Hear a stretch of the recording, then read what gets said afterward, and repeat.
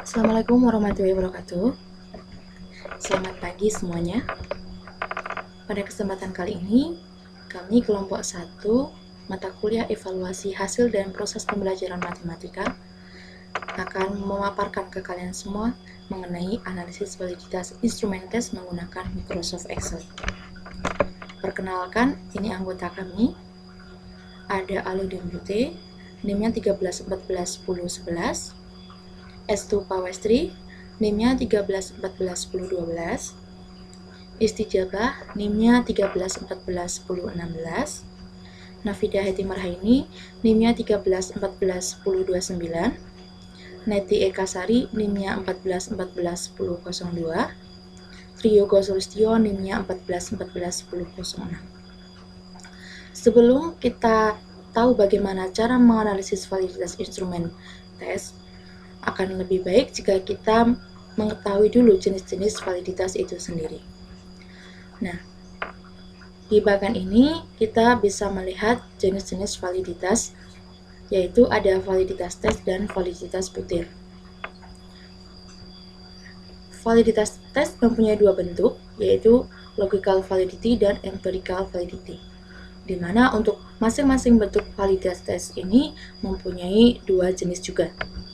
Untuk logical validity atau validitas logika, jenisnya adalah content validity atau validitas isi, dan yang satunya adalah construct validity atau validitas konstruksi.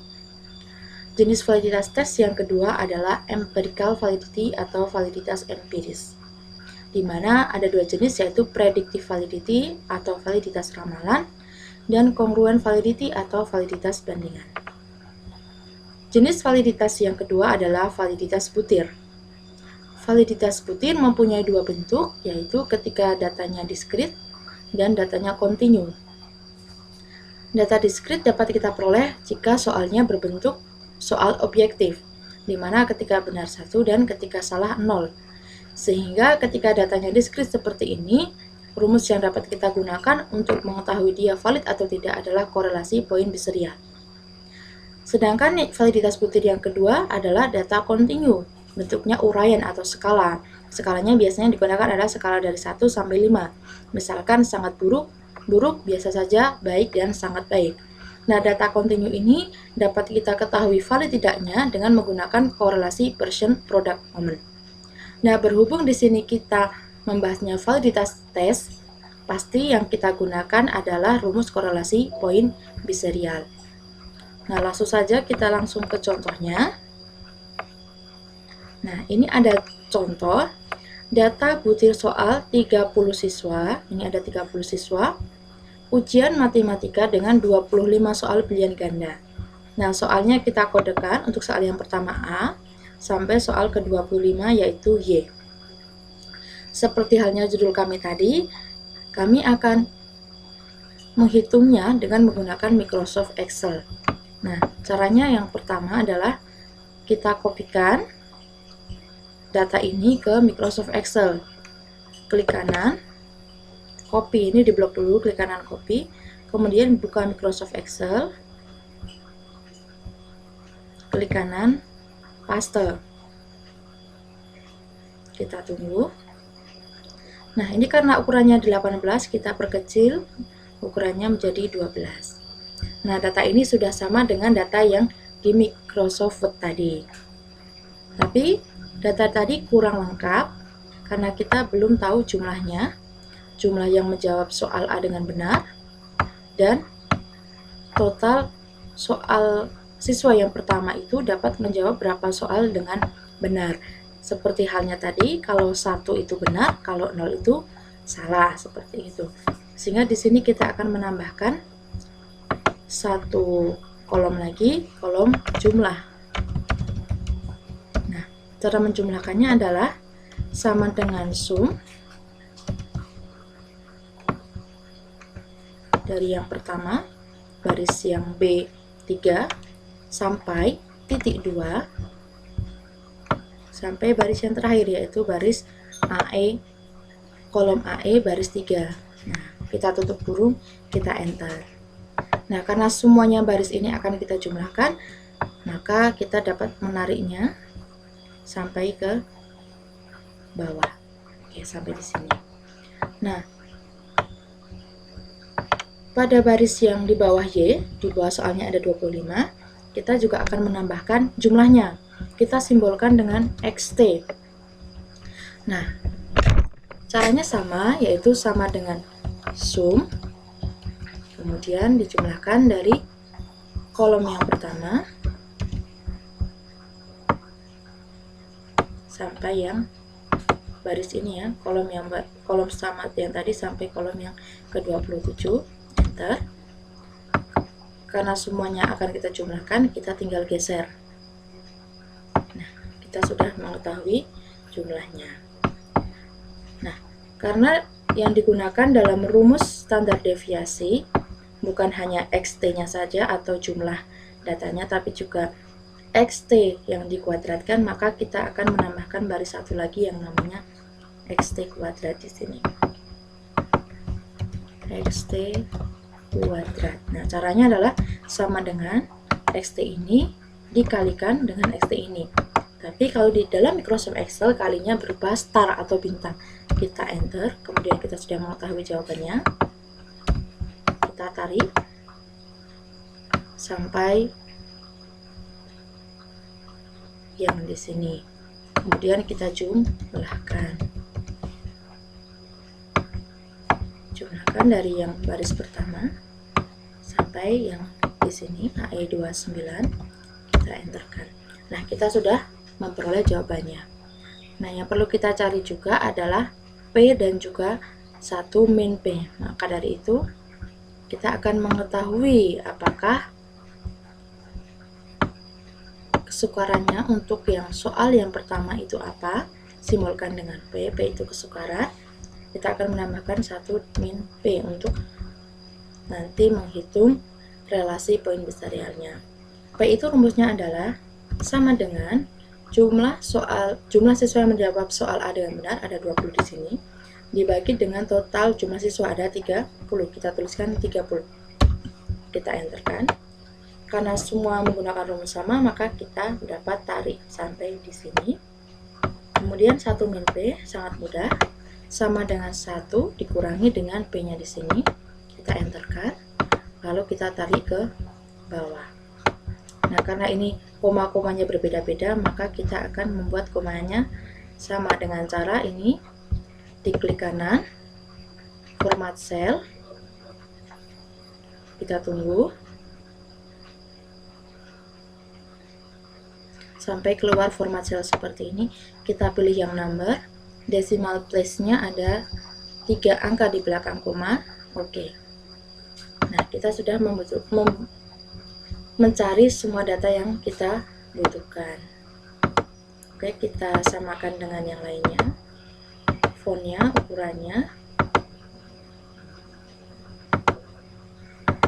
Nah, setelah kita mendapatkan data ini secara lengkap, kita akan mencari salah satu contoh untuk bisa kita gunakan, yaitu yang terpenting adalah rata-rata untuk soal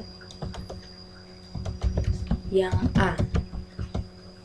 Soal yang A kita simbolkan dengan MA. Nah, MA ini dapat kita cari dengan melihat ini soal yang A. Siapa saja yang menjawab benar untuk soal yang A atau soal yang pertama. Yang menjawab benar artinya dia skornya adalah 1. Nah, kita blok soal yang siswa yang menjawab benar pada soal yang A. Kita kasih warna untuk memberi tandanya.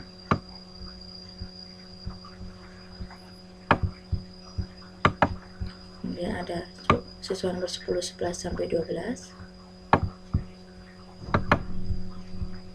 15 sampai 16,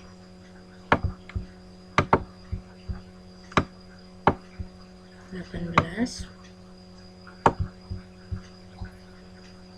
20, 21, 23, 24, 25, 26, 28, dan juga 30. Nah, kita sudah mengetahui semuanya. Nah, rumus MA itu adalah sama dengan jumlah skor siswa yang menjawab benar. Nah, siswa yang menjawab benar soal A adalah siswa nomor 2, 3, 4, 5, 6, 7, 8 dan seterusnya yang saya tandai dengan warna kuning ini. Nah, jumlah skor siswa nomor 2 adalah 22, jadi yang kita jumlahkan adalah yang ini. Nah, semuanya akan kita jumlahkan yang berwarna kuning ini. 23 ditambah 23 lagi, 23, 21, 19, 22, 20, 22,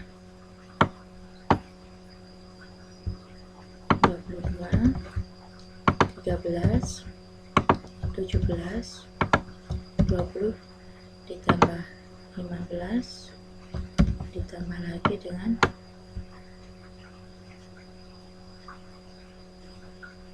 19 ditambah dengan 15, kita bagi dengan jumlah siswa yang menjawab benar pada soal A, yaitu ada 20. Kemudian kita enterkan. Nah, ketemulah MA-nya 18,95. Kita akan masukkan di dalam rumus dulu. Kita akan tulis di sini. Yang kita ketahui adalah jumlah siswanya ada 30. Kemudian XT-nya adalah 601. Bawahnya adalah XT kuadrat, ada 12.275. Kemudian ada P untuk soal yang A. Ini 0,667. 1 min P soal A adalah 0,33 dan MA atau rata-rata untuk soal yang A adalah tadi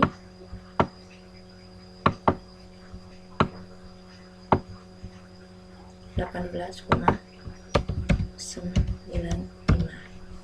Nah, yang pertama adalah kita akan mencari rata-rata total.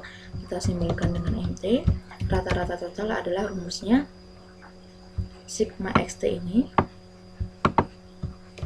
dibagi dengan N. Sigma XT-nya ini ada 601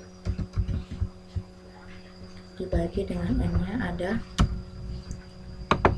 30.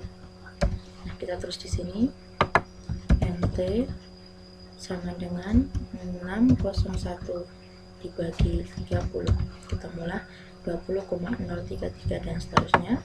Kita akan tulis 20,033. Nah, karena rata-rata butir soal A tadi sudah kita ketahui, kita tinggal copy pastekan. Selanjutnya kita akan mencari standar deviasi. Standar deviasi dapat kita gunakan rumus SDT.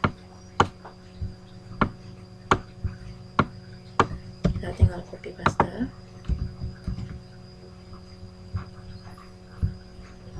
Kita masukkan di sini sigma XT kuadrat ini 12,2705, copy bawa ke sini.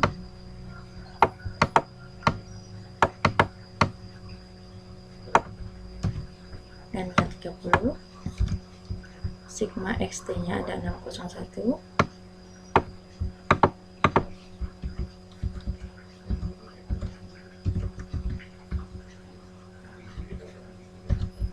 Dibagi dengan 30. Nah, kita dapat mencarinya di sini. Yang pertama adalah ini dibalikan 12.275 dibagi 30. Yang kedua 601 sama dengan 601 dibagi dengan 30. Karena ini harus dikuadratkan, maka kita akan menguadratkannya. Star. Nah, kemudian kita kurangkan, sama dengan ini dikurangi dengan yang ini. Kita enter.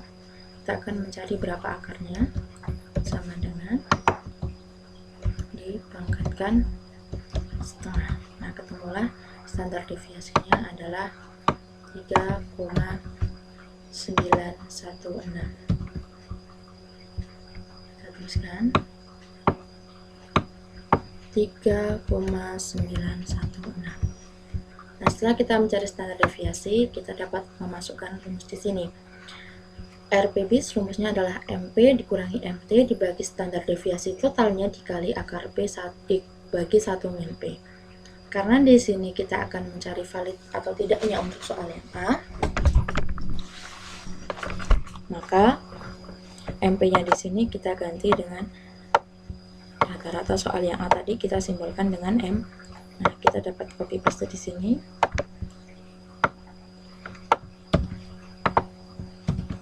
Kita ganti dengan MA di sini.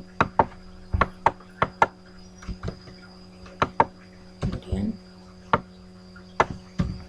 kita akan masukkan semua nilai yang sudah diketahui. MA adalah 18,95. Kita taruh di sini. MT-nya 20,033.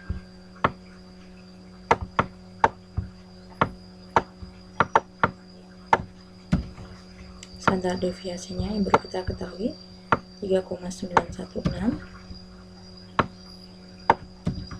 P-nya adalah 0,677.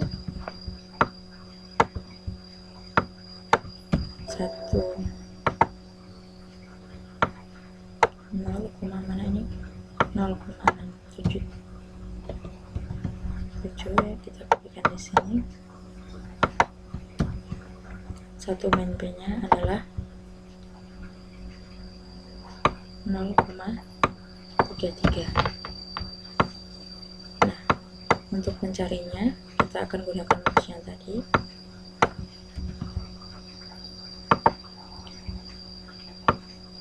Yang pertama kita akan tahu 18,95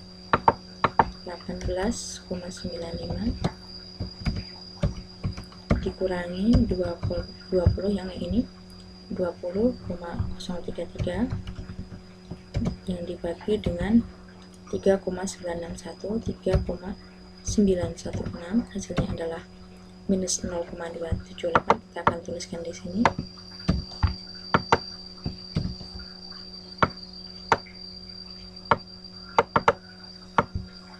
Minus 0,277. Ini kalau kita bulatkan ya, bulatkan format cell number 3 angka 0,277. Kemudian kita akan mencari 0,667 dibagi 0,33. Tuliskan di sini sama dengan 0,667 dibagi 0,33, ketemunya 2,003.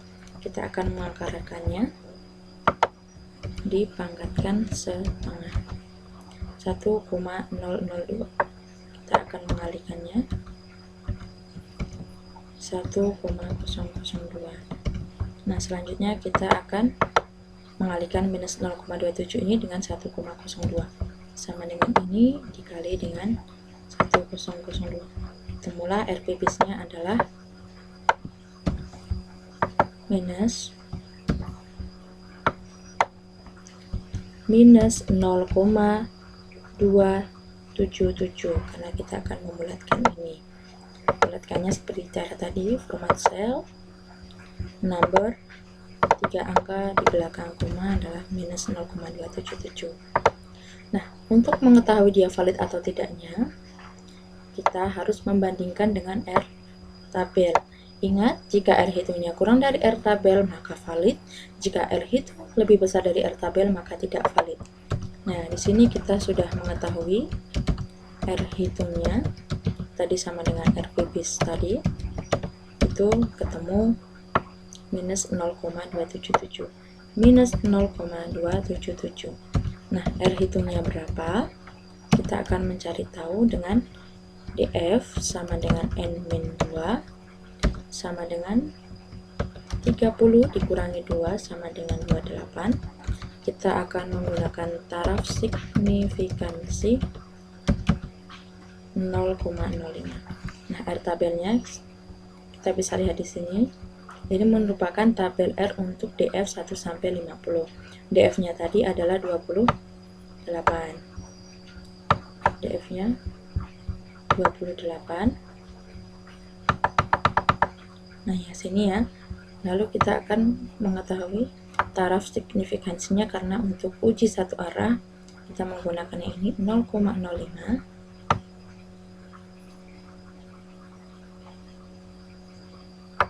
Maka ketemulah R tabelnya 0,3061. Kita tuliskan di sini. Maka R tabel sama dengan 0,3061. Nah, dari sini kita bisa tahu bahwa R hitung sama dengan minus 0,277, dia lebih kecil daripada R tabel 0,3061 yang sama dengan R tabel. Untuk itu, karena di sini jika R hitungnya lebih kecil dari R tabel, maka dikatakan valid. Jadi soal A valid. Nah, beginilah kurang lebihnya untuk dapat kita mengetahui kevalidan suatu butir soal tes dengan cara menggunakan rumus RP-BIS. Nah, kita dapat menyimpulkan bahwa soal yang A adalah valid. Soal yang A ini dia valid. Nah, untuk mencari soal yang kedua dan seterusnya, nah ini buat latihan para pemirsa semuanya. Untuk itu dari kelompok 1 kita akhiri, kurang lebihnya mohon maaf yang sebesar-besarnya. Assalamualaikum warahmatullahi wabarakatuh.